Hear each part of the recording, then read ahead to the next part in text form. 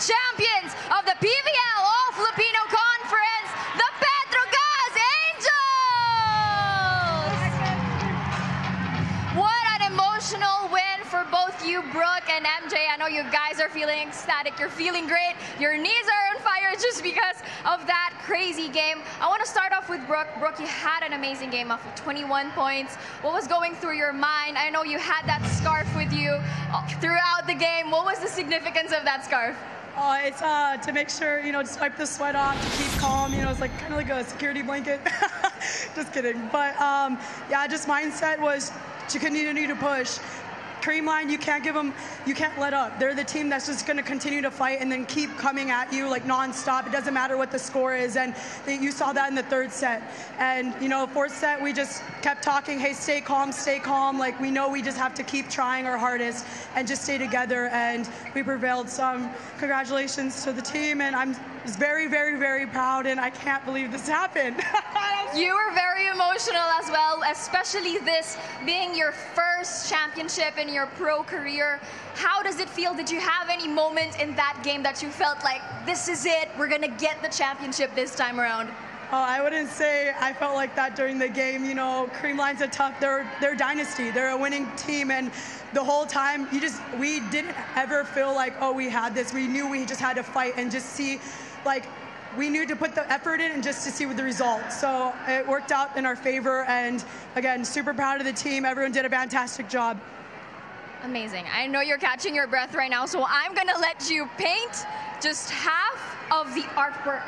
We're gonna complete the artwork in just a bit, so I'll let you paint while I'll talk with MJ right here.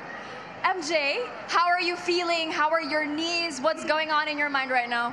I'm just like speechless right now. Like, our team has been through a lot, and I'm just so happy that we came together when the time was right, and we just showed a lot of resilience and grit, and I'm just so proud of this team. 6 months of this conference. It's been a long conference for everybody, especially for you guys. A middle mayhem for you. You were great at the net. The net defense was fantastic. What made you extra motivated this time in this game? I just wanted to bring the championship to Petrogas, and that's what we did. So I tried to stay focused, and thankfully my team had my back all the way and just kept talking to me, seeing what I could do best, and yeah, team effort. All right, so I think it's time that we paint and complete this artwork for the newly crowned PVL All-Filipino Conference champions. MJ and Brooke, you may now go ahead.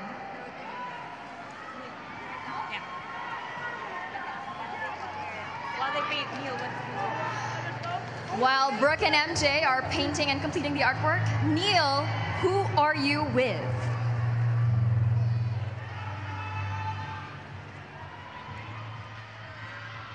Well, Lexi, I'm with more queens right now. I'm with Myla Pablo, Mommy Chisayet, and Jonas Abete. Punta muna tayo kay Myla. Myla, you've been through the ups and downs with Petrogas, and this is the first All-Filipino title for your team. How special is this championship? Siyempre, sobrang saya namin kahit pa paano nakuha namin tong championship na to. Siyempre, maraming mga hindi naniniwala sa amin, pero kami, kumapit kami, lumaban kami, and nagtulong-tulong kami as a team na makuha namin tong game na to. Everybody really chipped in throughout the 3 games. Myla, meron ka bang mga pagbate? Gusto mong pasalamatan ng mga fans and supporters niyo?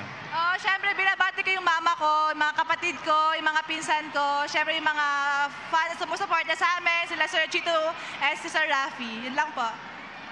Okay, punta naman tayo kay Mommy Chi. Mommy Chi, congratulations for winning a title with Petrogas. First question, ano or sino ba ang Petrogas para sa'yo? For me, now I can say they are the champions. And yun nga, sobrang thankful ako sa coaches, sa teammates na all out kahit na sobrang iksi ng preparation for this game 3. I mean, sobrang hirap ng mga adjustments, pero ito, na-survive namin. Gaya ng sinabi ko, may tatawid namin to at ito na, maayos. Mommy Chi, sinabi mo you want one more championship, one last ride with the Petrogas Angels. What's next for you?